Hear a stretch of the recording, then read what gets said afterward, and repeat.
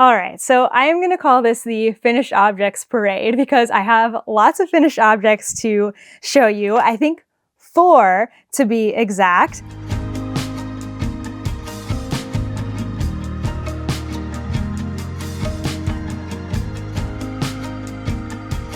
Hey everyone, it's Natalie, also known as Nitty Natty. Welcome to episode 292 of the Love and Stitches podcast.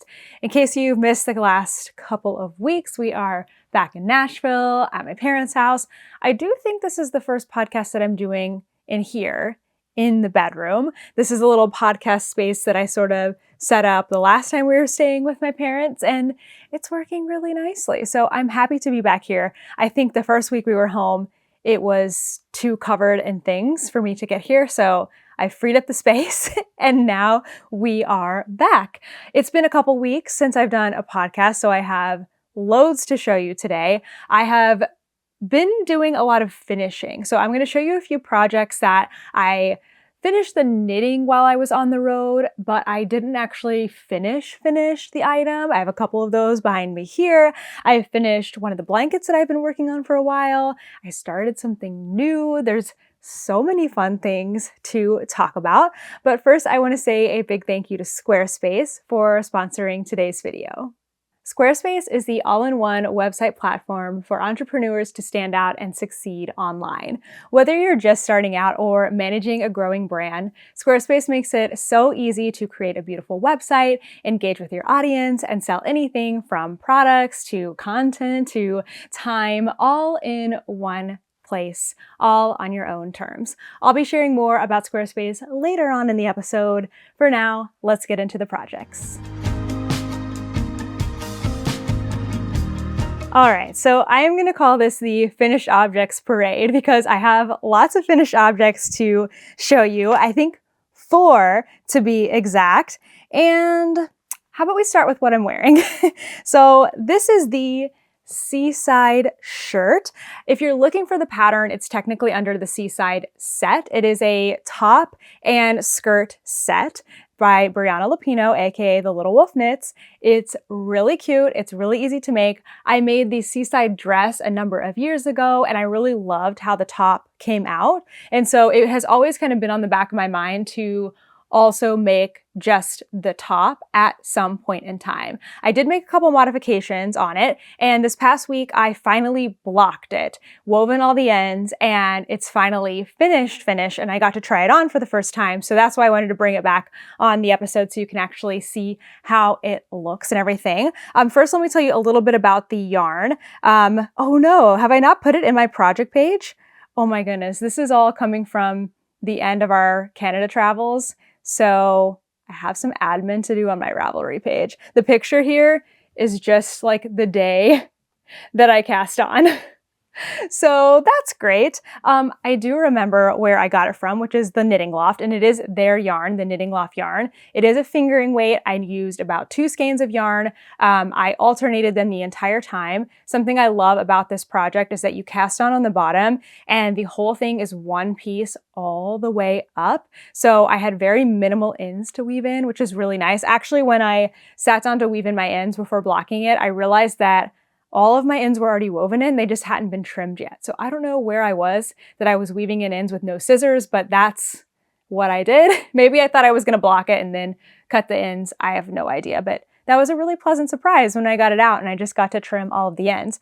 I started this on August 27th and I finished it on September 13th. So it was a pretty quick little project, I guess just over 2 weeks there. So I have no notes. I was thinking I was going to help myself out here with the Ravelry page, so we're just going to have to go off of memory here. So I did a couple of things to change this project. I didn't change any of the actual knitting. Like I knitted it exactly, I guess, like as far as stitches and style, I guess you could say. I knit it to pattern. The 2 things that I changed that actually made a big difference is I changed the length and I changed the ease. And that is all that I changed, but it looks like a very different top. So it's a very cropped, very fitted top when it goes with the skirt, but just changing the ease and the length has made it look, I think, almost like something you could wear to work, right? It has this really cute like mock neck. Now my mic is pulling this down, but it comes up a little bit. And this is all seamless. Like it's so easy to knit. It has a really nice little finished edge here that you work again at the exact same time. You don't have to pick up stitches later. I don't know exactly how much I added to the length, but I think it's supposed to be like right here. So I would say at least 4 or 5 inches I added to the length. I also, oh, I did change one other thing. I shortened the ribbing. So the ribbing is supposed to be 3 inches. I shortened it to 2 inches, added length, and then you can see I've got a really pretty nice loose fit. Oh yeah, it also has ribbing here on the sides, which is really nice. So all I did was go up 1 size from the suggested size. So I can't remember exactly, but there is supposed to be negative ease. And I think I just went for a couple inches of positive ease. Like that's it. Just from one size up to the next and made some changes. So let me try to get some better notes into my Ravelry project page before this episode goes up, because I totally thought I had written all of those things down and I absolutely haven't, which is a shame because it would be really helpful to know for certain the things that I did to this. But I'm so happy with this. I feel like this would be really, really cute in like a nice solid yarn. Again, I feel like it's dressy. It'd be fun to wear out. It'd be fun to wear like to the office. It's a really cute pattern and was a quick knit. So this one is finished, and done. The next thing that I finished off is my vest, also with yarn from the Knitting Loft. So I got these 2 yarns at the same time. My first thought was that I was going to make a tank top to wear underneath this vest. I don't think that's a good look anymore. I did try this on and I was like, not as cute as I thought it was going to be. I actually made the vest first. Now, this is the butterfly vest. It is knit with the Knitting Loft Lush, which is this really fun blend. I think it's Surrey and some other things. It's really light and fluffy, and then their sport weight yarn is used for the finishes. So the button band, these cute little ties. If you remember, they were like little curly cues until I blocked them. So when I blocked this, I also had a bunch of ends to weave in on this. So I wove in ends and blocked this week and finally got to try it on as well. But when I blocked this, because the ties, oh shoot, I still have one end. Just pretend that's not there. When I put this in the water, I very, very gently kind of like slowly untwisted it and like pulled on it just slightly and then like let it soak for 20 minutes. And then when I laid it out to dry, I also just took the time to lay these flat.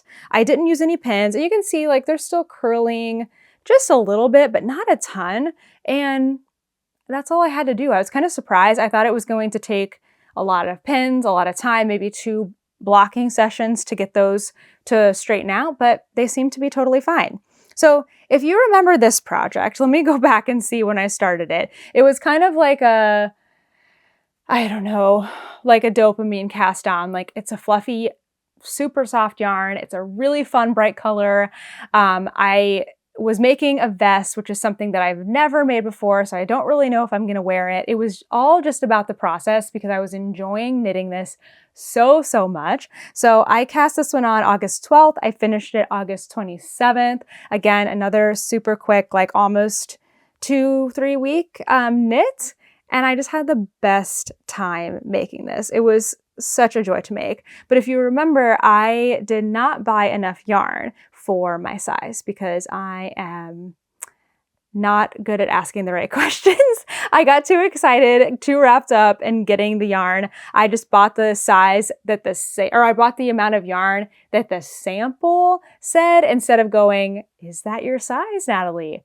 No, it's not. It's the smallest size. You need more yarn. And I just didn't buy enough yarn. So I did end up, making a size, I think 2 sizes smaller than I really should have made. I also ran out of the Lush at the very end of the back neck. And so I ended up finishing it. You can see like from here to here, I just finished it out with the sport weight. It's really not a big deal. It's hardly noticeable at all. So no harm, no foul. But I was a little worried if this was actually going to fit. And I've already had a few people say, if it doesn't fit you, I will take it from you. And I appreciate that. I love that. I don't like hanging on to things that I'm not going to use. So bad news for everybody, it does fit. I don't know if I'm going to use it yet, so we're halfway there, but it does fit. Is it a little smaller than I probably would have needed it? Maybe, but imagine this with like a white, maybe long sleeve t-shirt underneath it is kind of what I'm thinking. This is not it. Like, this is not, I don't think, a good style, but it's okay. You can still get the effect of it. So it's probably a little smaller than it really needs to be. But I think I wouldn't want this like too oversized. Like, it's kind of coming in line pretty close with my tank top here, which is just maybe slightly cropped. And then you tie these little guys like this, which is so cute. So the butterfly vest, and I can tie this one tighter, I'm just not going to because it's on the microphone. But the butterfly vest is a pattern that one of the owners of the Knitting Loft wrote. So it is only available in paper form at the store. So it was fun to get the pattern and get the yarn from them. But I think it turned out really cute. So I'm gonna have to figure out how exactly I want to wear this. I feel like I said, maybe a long sleeve white t-shirt, and this to just be like kind of bright and fun on a dreary day will be really, really cute. So another one off the list. The last garment that I finished this week only needed buttons and also a couple of ends woven in, and that is my Leith cardigan. So this is the Leith cardigan by Rebecca Clow. You would have seen this in the last podcast episode when I finished all the knitting, and I had just blocked it. So it was still damp. I wasn't able to try it on for you, which was definitely a rookie mistake on my end. I was too excited and I blocked it instead of waiting until I showed it in the podcast. But now that it is definitely dry, since it's been a couple of weeks since then, I can try it on and show you. So I love how this came out. I use worsted weight yarn from Polka Dot Creek in 1, 2, 3, 4, 5 different colors. And these I do think are on my project page. Fingers crossed. Let me double check because I don't know. Sometimes I get things in there. Yes, these are actually all on my project page. So I ended up using 4 skeins of my main color, sand, and then I had 1 skein of all of the other ones, which I didn't even use up a full skein of those other ones. My favorite thing about this cardigan, let's see if I can turn around in this chair, is that the back stripes are offset using intarsia, which I just think is the most fun surprise. With Rebecca's patterns, she's the Creabea. She always has like different options in her garment patterns. So there's also different versions that have smaller stripes, solid on one side, stripes on the other side, all kinds of different things, which is so, so cute. I was a little worried that my arms were going to be too long, and they are a little long, but I actually do like having longer arms. This is superwash yarn, so there's a chance that these could get a little stretched out. If I do need to at some point go back and pull the sleeves back a little bit, I can do that if need be. So the final piece to this cardigan was getting buttons, and I did pick out buttons a couple of weeks ago, and then I just hemmed and hawed about adding them. And then I decided, well, I'm filming the podcast today, so my buttons do need to be done by the time I film the podcast. And guess who waited until today to actually put the buttons on? I just put the last button on here. So I ended up going with these brown leather buttons that I got at my local yarn store, Bliss Yarns.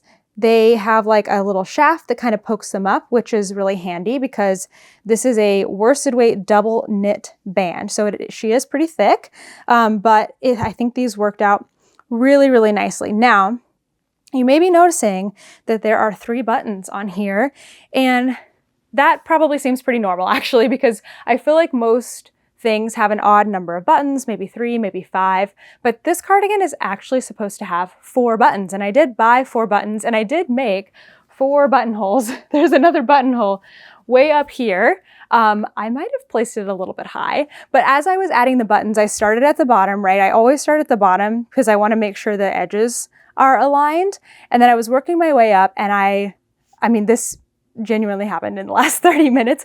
I was on Zoom with Love and Stitches members and I tried it on and I stood up and they were like, oh my gosh, it looks so great. It's so cute. And I said, I'm supposed to have another button, but I don't feel like I need another button. Like if I do a button here, that's like pretty high. I don't know, pretty high and pretty closed. Like I feel like the 3 buttons are fine. So what do you guys think? 3 buttons? Should I just leave it at 3 buttons? Should I add the 4th button just for like looks and not button it? Do I sew this buttonhole closed or just leave it? Like, I don't know. I don't know what I'm gonna do. So I think the 3 buttons look really good and I'm really happy with it at the end of the day. I was really not sure if these buttons were going to work out and I think they look awesome. So 3 garments finished up, ends woven in, finishing done this week. So happy with that. And then I have one other thing that I finished. I told you it's a finished objects parade. I just want to see what the actual dates are on this one. So I have finished Toaster's Canada blanket. Now, I've also been working on my Canada blanket over the last 2 weeks, which is why there wasn't a podcast last week, because I genuinely spent the entire week just putting the blanket together and filming a vlog about it. So I don't want to totally show the blanket yet because I think it's more fun. In the vlog, I show the whole process of like laying out the squares and putting it together. So I don't really want to reveal that yet until I get the chance to put the vlog out. The reason the vlog isn't out yet is because I ran out of yarn and I am waiting for it to get here to add on the border. So super quick sneak peek of my Canada blanket. I don't even know if it came into focus there. So that's a good sneak peek because that was the wrong side and it didn't come into focus. So that is on hold as I'm waiting. I ordered more yarn. I'm waiting for it to come in. I'm hoping it's a finished object really, really soon. And also the vlog will come out before I share it in the podcast, I think, fingers crossed. So that is not totally finished yet.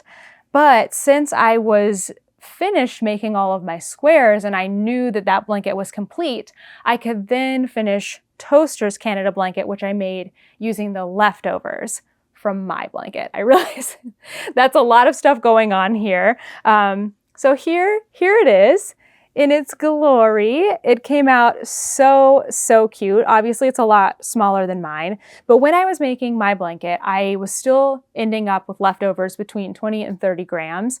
And I just didn't want to have leftovers. Like I wanted to use everything up as we were traveling. So I found Tony Lipsy's, what does she call it? The linen square temperature blanket. So in her blanket, she made 12 different squares to represent the months of the year. And she used different colors to represent the temperatures as in a temperature blanket.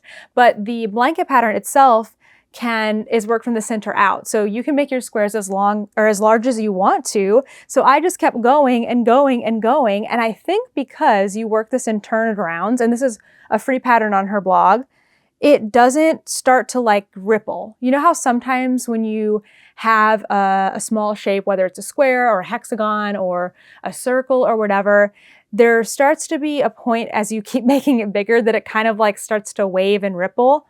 Not this. It's looking great the entire time, which is so awesome. So I would just take my leftovers and I would work in as many rounds as I could until the leftover ran out. And then whether I was in the middle of the round or not, I just would add the next color in and work that until it ran out. So it didn't matter how much I had left over, it got added into this blanket. And as I got bigger, of course, the stripes started to get a little thinner. There were some colors that I only managed like a row and a half or something like that. Now, my very last color that I made a square for in my blanket, I only ended up making 1 square. So I had a lot more left over than I did of all my other colors. I think I ended up with between 60 and 70 grams left. So to finish off Toaster's blanket, I wanted it to be different than mine. I didn't want to do the pink.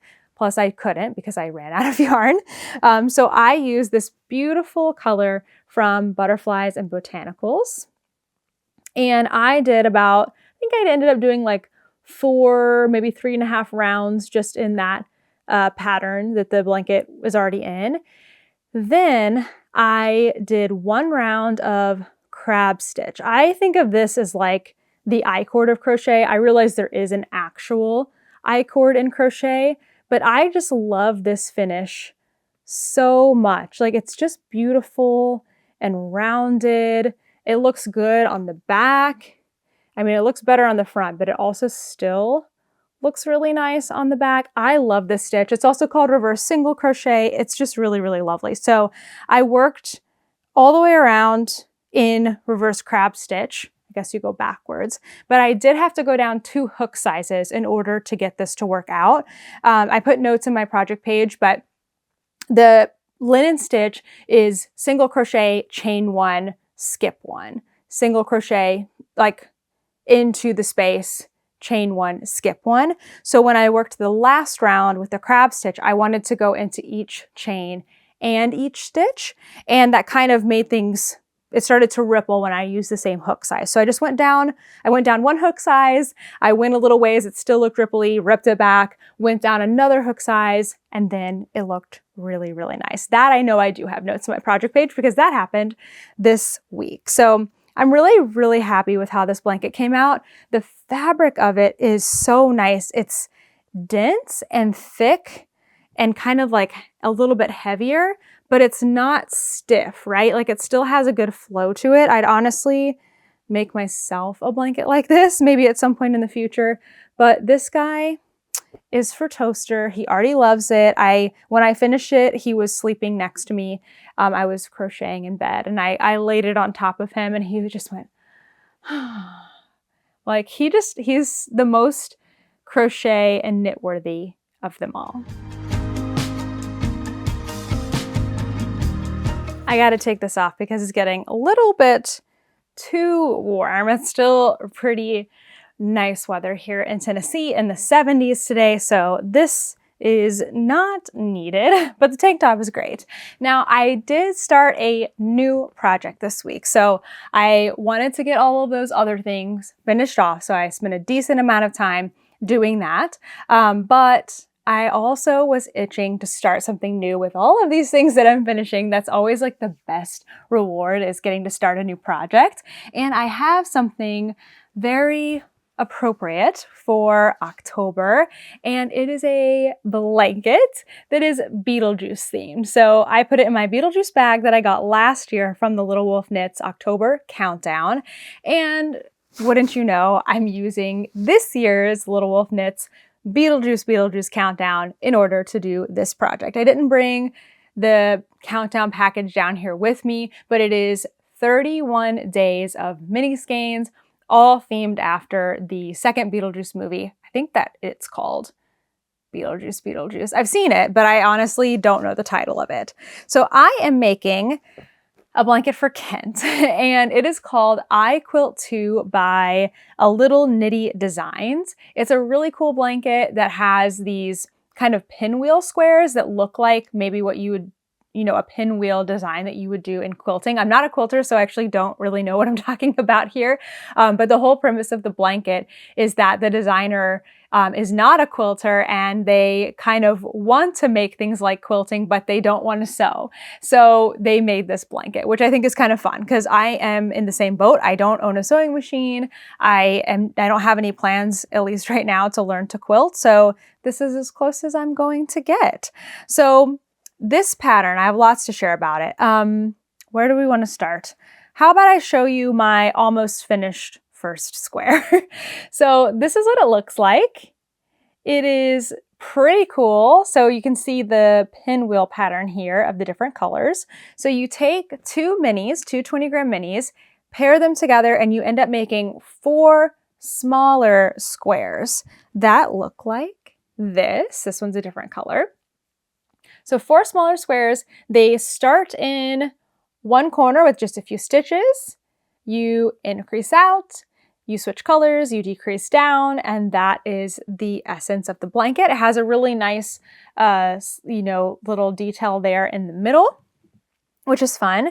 And then after you have all 4 of your smaller squares made, they come together and make up this larger square or quilt block, and then you end up putting them all together into a blanket. So some things that I love about this pattern so far, and some things that I'm like, oof, maybe if I had known this, I might not have suggested this blanket to Kent. So Kent really wanted the Beetlejuice countdown calendar. And so, you know, he's a big fan of Beetlejuice. So I'm like, you know what? I'd love to make you something with it. What do you think you'd want? And he said a blanket. So I went through my favorites, and I have a whole folder that's actually, it's a public favorites folder that has all kinds of patterns with mini skeins, specifically geared towards Advent. So something with 24 minis or more. So I looked through there and I sent him a bunch of ideas, and he landed on this one, which I was kind of surprised. I didn't think he was going to pick something, you know, quilt-like. So I was excited. I've been wanting to make this blanket for a while. So I thought, okay, this is going to be so much fun. I haven't done a knitted blanket here in a little bit, right? I've been doing lots of crochet blankets, which is fun to switch it up, but knitted blankets do take a long time. So what I didn't realize is that every piece is made separately and everything is seamed. So that I was like, oh no, I thought maybe, just maybe, you could make one square and like pick up on one side and make the next square, you know, and then just at the end, like seam together the bigger squares. Like I can get on board with that, but no, it's every single one. So that was my first thought, like, oh dear, what have I gotten myself into? But then I realized that this is very memorizable and very great for taking around. So there's a negative, at least in my opinion, because I don't love seaming, of doing all the seaming together, but a positive in my book for having a portable project. So I have actually been taking these on walks. I've been sticking them in my purse and working on them. I've already got the pattern memorized. I think I'm on square like 8. So 1, 2, 3, 4.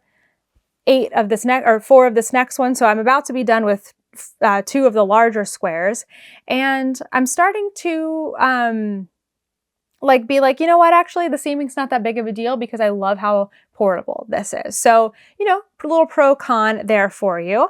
The other thing that I didn't think about is all the ends that are going to be in this thing. So every square has 4 ends. You have the one where you cast on, you have 2 where, you know, you switch colors, and then you have 1 at the end. And then if you add in another yarn to seam things, you'll have those ends. So this is what I'm trying to figure out, and I'm still figuring this out. So please take this with a grain of salt. But I was like, how can I use these ends to the best of my advantage, manage them as easily as possible so that this is as smooth of a process for seaming, you know, as possible. I keep saying that. So this is what I ended up with.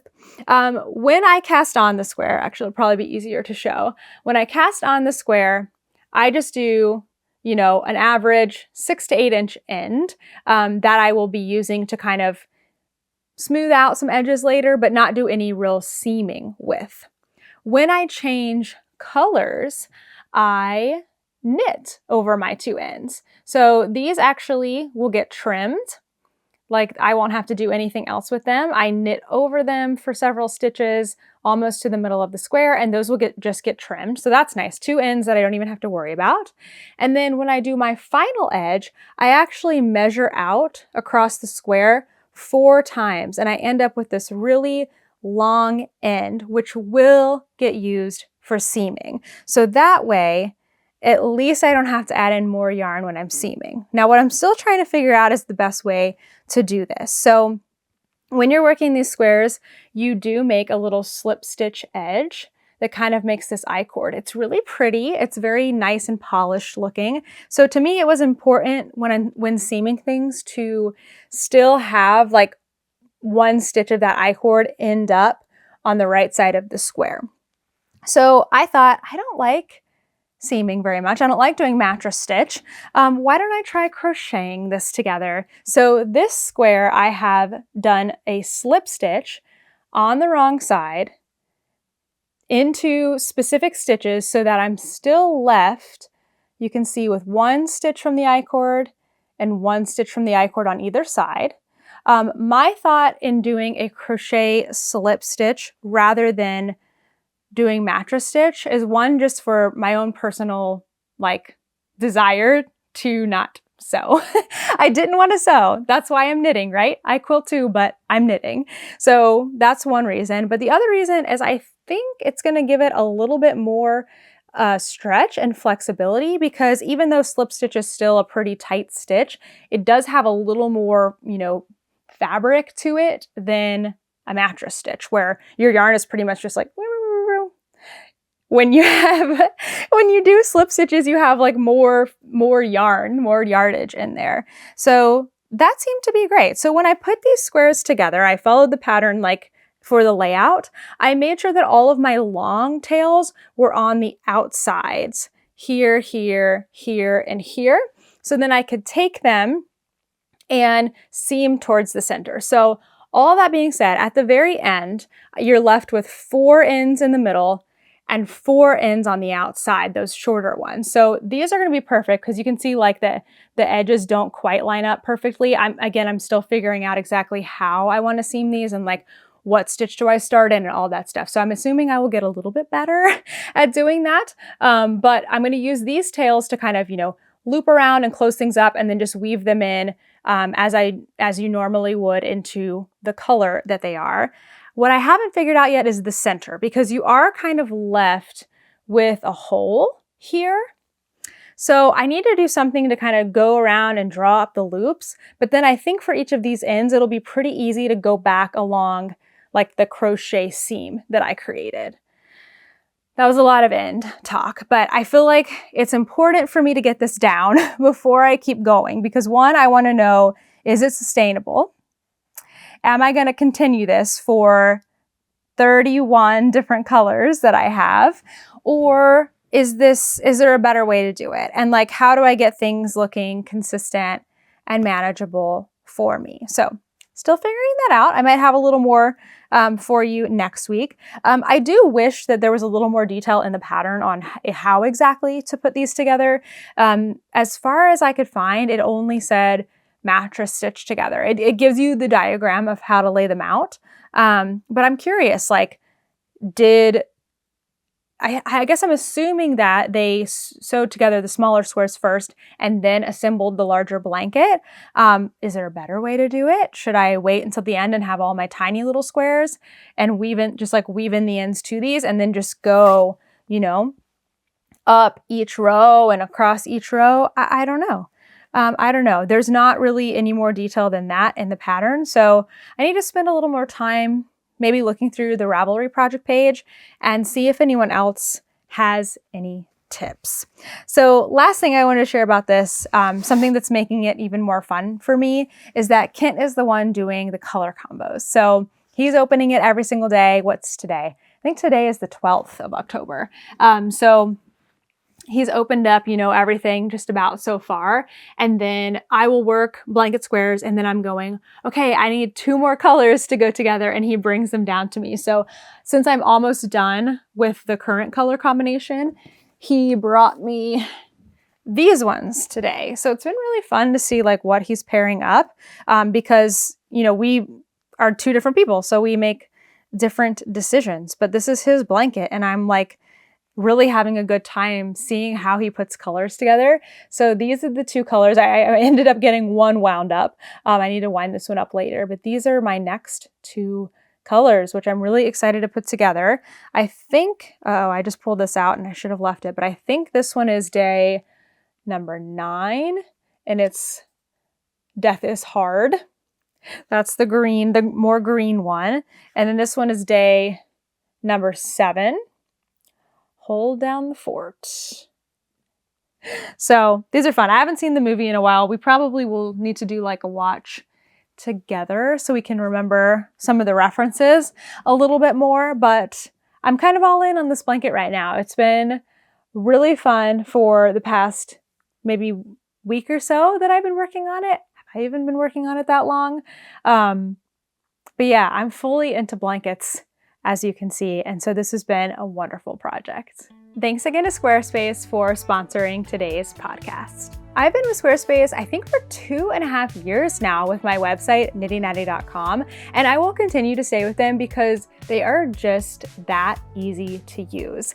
I was able to create my website in just a few clicks, and then I could just tweak everything from there. The great thing is that you can get started without any prior experience using their templates. The templates will even walk you through each and every step you need, help you experiment with different styles and different colors. It could not be easier. With Squarespace, you can create more than just a website. They also have Acuity, which is their scheduling builder. I've used it myself when I used to teach private lessons, and it comes in so handy. You can also create courses on there, or memberships, or just gated content in general. And Squarespace makes it easier than ever to take payments. Customers now have even more ways to pay with popular options like Klarna, ACH Direct Debit, Apple Pay, Afterpay, and ClearPay. If you're a small business owner, it couldn't be easier to get your website started with Squarespace.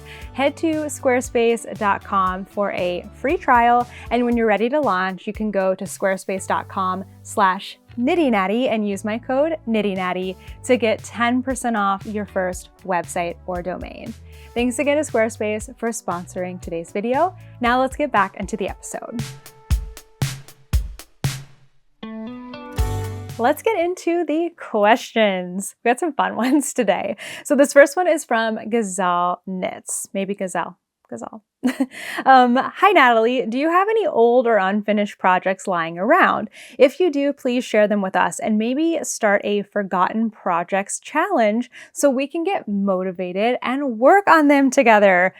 First of all, I love that idea of finishing up WIPs. I feel like there's always that time of year where I want to finish things up, and it's kind of right now, like before the holiday season, before the new year, because I want to do fun projects in December with my advents and like fun stripy socks that I've got coming in.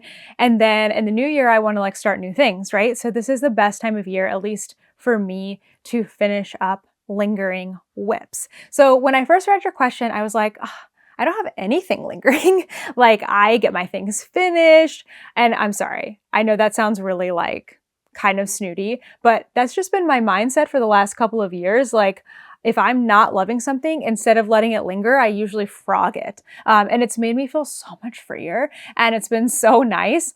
So my first thought was like, no, I don't have anything lingering, which is of course not true. I then went to my Ravelry project page. So I am somebody who really likes to put my projects in Ravelry, even though I haven't been doing the best job of that.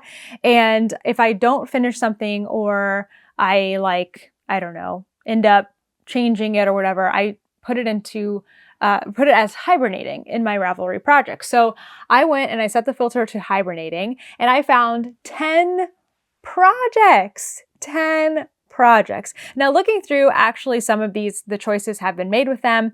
Some of them are just like kind of lost in translation. So I thought we would go through those. I don't have anything physical to actually show you because most of these are not physical things any longer. So let's start all the way at the bottom. The first one is the coziest memory. So if you remember many years ago, people are still making them, but the cozy memory blanket, it's really fun. Actually, it's not too far off the blanket that I just started, but the squares are much smaller. I mean, very similar, except you do pick up and work them. You do mitered squares. It's a fun project. I was making the teeniest little squares for my blanket. I have no pictures of it, but they were 2 inches.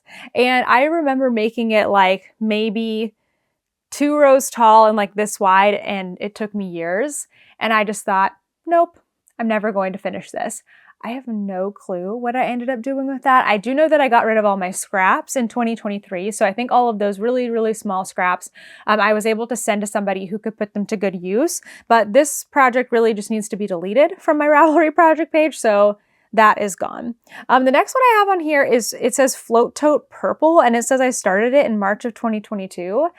I don't really know what that is. I did make some float totes this year. I think 2022 was when I first started to try to redesign my float tote pattern. I ended up actually accomplishing that in the spring of 2024. So that's how long it took me. So I think I did end up making this project. I just didn't make a project page for it. So that one's got to go as well. This one is a fun one. This is Beachcomber Flares, which is flare pants by the Little Wolf Knits. And it says Advent 2022. And it's this. I've gotten this far on it.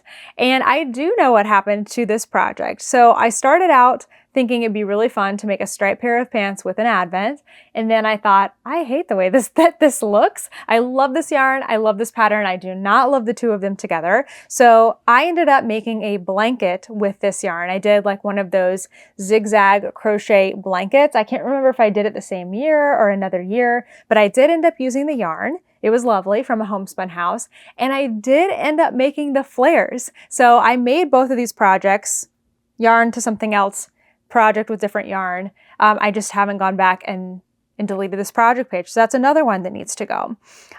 This one is funny to me. It's the Shoreline tank, and I have a picture of 3 beautiful skeins of yarn. Also from the Little Wolf Knits. This is actually her Barbie colorway from when the Barbie movie came out. It says I started it in July of 2023, and I was planning to make the Shoreline tank, which is really cute. It's like a ribbed DK weight tank top, so I was holding fingering weight double. I got as far as the swatch, and then I never made that project. So I think I do still have the yarn. I don't know if I'm going to make this project with it, so this also needs to be removed from here. Now the next 2 projects, these are actually next to each other right here on my screen. The tessellated pullover, which was the Rhinebeck sweater of what year? 2023. And the West Knits MCal 2023. 2023 was a bad year to be a whip in my house because you did not get finished. That was the year that we started traveling, so I think that kind of fed into it. But these 2 projects I did hang on to up until very recently. I was thinking that I was going to do something with them. I thought I might get back and finish my tessellated pullover. Anytime I would go through my projects, I was like, I might finish this. So I was holding on to it for so long. Same with the shawl. In early this year, like in the early spring, I did a video where I cleared things out and I said, I'm not going to finish these projects anymore. I'd love to give the yarn and the project away. You don't have to finish the project. You can if you want to, but please take the yarn and do with it what you will. And I ended up sending off both of these projects, mailing it off to other people, and they got to make them. So I had a question recently on the podcast actually asking if I heard back from either one of these people if they had finished the projects, and I haven't yet. I haven't asked them. I haven't heard from them, but I'm hoping whatever they have done with the yarn, it's making them happier than it was making me, because it was just making me feel guilty. So those 2 are gone, and they should be deleted too. The Gardy Cardi. This is one, and it has no photo with it, but the Gardy Cardi, it's really cool. It's a pattern by Anna Daku, or I think. I've even bought the pattern. I was going to use a pink Advent from Suburban Stitcher, and I figured I even did like a lot of math on it, on how I would hold yarn together to make this cardigan. And then I think by the time it got to me casting it on, I was just like, I'm not feeling it anymore. I want to make something else. So I ended up making something else, and this needs to go as well. The Blanket of Knowledge. Oh my gosh, I forgot about this one. So the Blanket of Knowledge was a subscription from Hot Springs Fiber Company. And I was getting this really pretty sport weight yarn from them every single month. It was like, you got to choose a theme. And the theme I chose, I can't remember what it's called, but it had like pink yarns in it. So all my yarn is really, really pretty. You also got a pattern with it. It was either knit or crocheted, and I got the crochet pattern. And I started it, and I struggled a lot with the pattern. I had not yet done this blanket, the Yorkshire one, yet. So my crochet skills were definitely not as good, I feel like, as they are now. This was such a great blanket for me to learn new skills. And so I really just kind of, like puttered out on that. That's not the right phrase. What's the right phrase? I don't know. I just like failed on that one, but I do still have all of the yarn, and I have enough yarn, I think, to make a blanket with it. So I've kept this yarn. I don't know if I'm going to go back to doing the blanket of knowledge, but eventually I would like to do something with that yarn. So that one I still have. Two more. I have this project with a sock blank from 316 Dye Studio. It's so fun. This was a special one she did for the Love and Stitches membership. It's called Endless Summer, and it's really bright and fun. And I started a pair of socks with them. And then I just was like, I want to work on other things. And I set it aside. And I couldn't tell you right now if I have the sock still there or if I frogged it, but I do, I think, still have this yarn in stash somewhere. Last thing is the Twisted Tea shorts. So as you can see, as I'm like holding them here, these came out way too darn big because I didn't listen to the designer and do negative ease on them.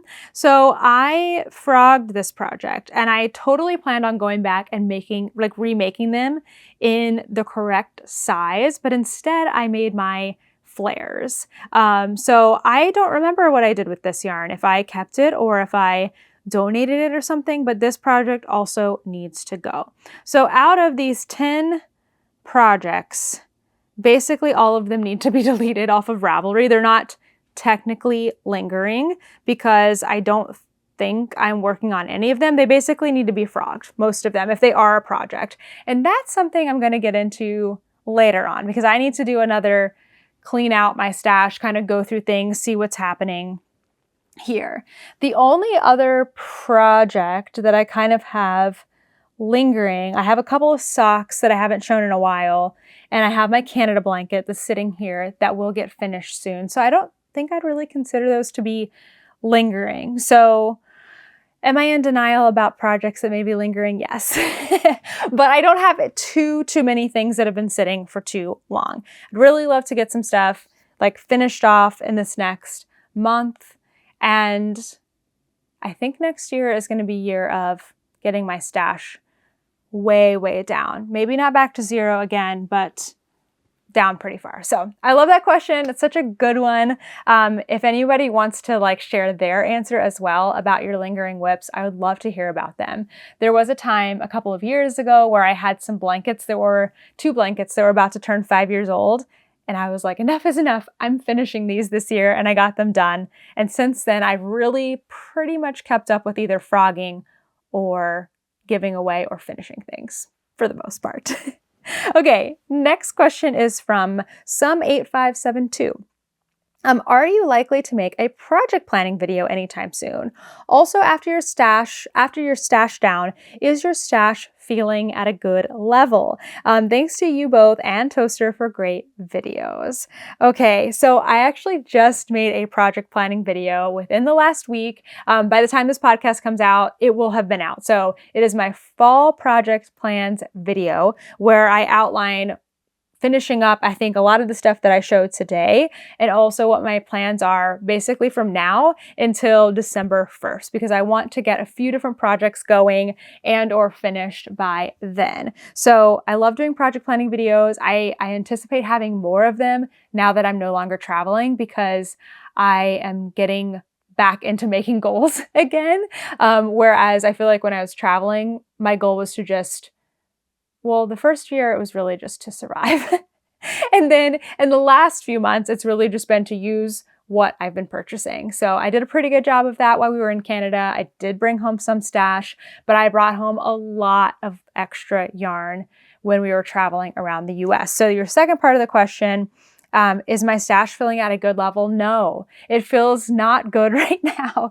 And I think that's mostly because I don't really know what's in it. If I had to guess, I have about 10 sweaters quantities, which is feels very excessive for me personally, like for my stash and my taste, because it's a lot. Like that's what, at least like 3 years of knitting right there. So that's a lot for me. I also have a lot of just single skeins that I love that are really pretty, but I don't really know what I'm going to do with. So my stash right now, being in the state that it's in, which is semi-organized, but like not really, because I'm not in a permanent space. It does not feel good to me right now. So I really want to get it back into a good space. And that kind of starts with doing a little clean out, a little assessment of it, and getting it reorganized so that I can really see what I actually have, and then making a plan. And I anticipate a lot of videos about stash organization and project planning in 2026, because that will be a big goal of mine. So yeah, I love doing those things. I'm excited to do them. And I think we'll figure out together what like kind of an ideal stash situation is for me in the current, in the current time that I'm in. It always is changing, right? All right, last question is from Plumeria Knit Diaries. How do you go about blocking colorwork garments that use high contrast colors in hand-dyed yarn? I made a striped sweater last year and just had my heart broken to see that the dark colors bled onto the light stripes. Now I have quite a bit of leftovers. I'd love to use them on another stripy garment, but I am too scared that the same thing will happen. Should I wash my skeins prior?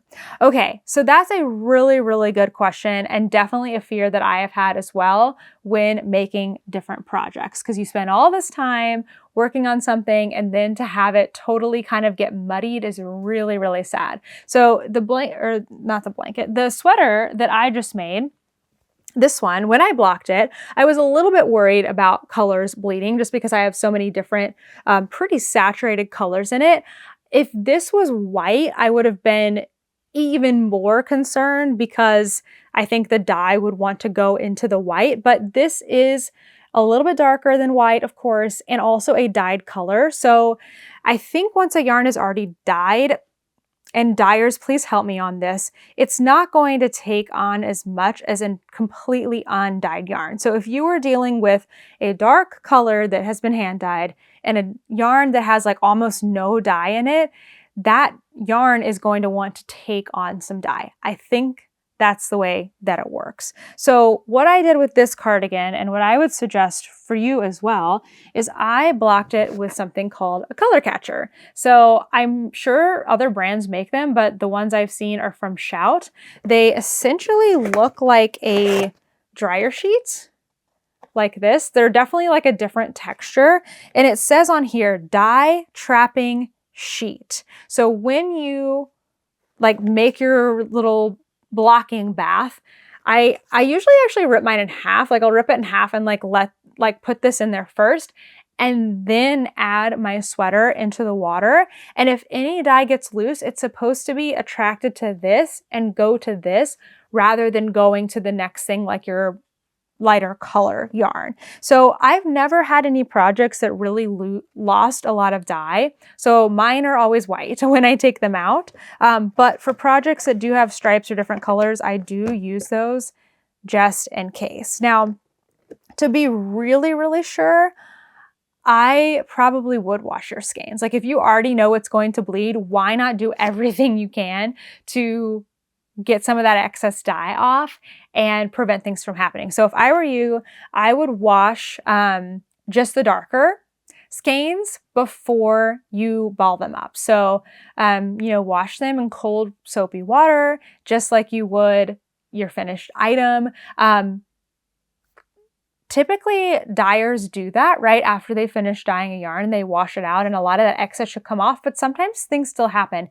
And also all of our water is different. So if the water at the dyer's house is a completely different, level of hard or softness than your water, or different minerals and things like that, then maybe sometimes when it gets to your house, like a little bit more comes out. So since you already know it's going to bleed, I would go ahead and wash the yarn, hang it up, let it dry, ball it up, make your sweater, and then I would still use one of these when blocking it. Heck, throw 2 of them in there. You want to just be really, really careful. Another thing you could do is still, wash your skeins, let them dry, knit up a swatch and of the 2 different colors, throw in a color sheet and see what happens. I think that would give you a decent idea of what's going to happen in your finished sweater, but at least you can do like a little test first and just see, in case things still bleed, because at that point, there's nothing I don't think you can do. Like once those colors are knit together into a sweater, you can't wash them separately. So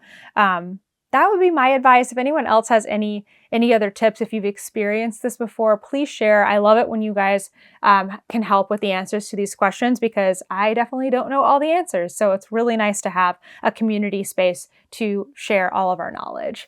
If you do have any questions for me, knitting, crochet, life, travel related, that you want me to answer in the next podcast, just put them down below and put hashtag question in front of it so I can find it easily and do my best to answer it on the next episode.